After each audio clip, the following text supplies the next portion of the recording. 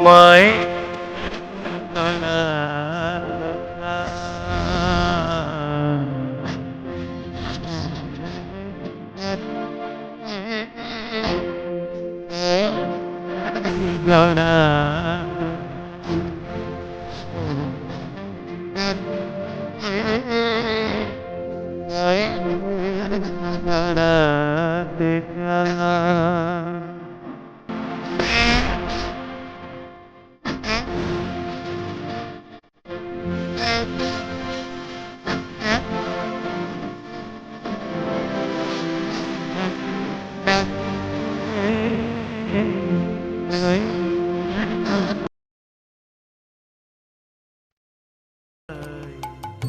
আসছে বছর আবার হবে।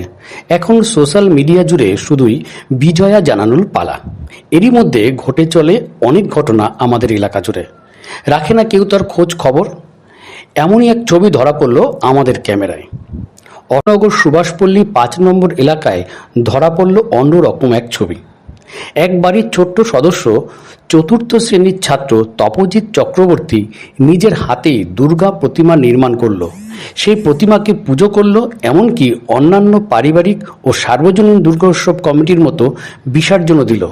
ছোট্ট এই বালকের কর্মকাণ্ডের প্রতিভা জানতে পেরে পাড়া থেকে বিসর্জনে আসা সকল মানুষ প্রশংসা ও শুভেচ্ছা জানিয়েছেন।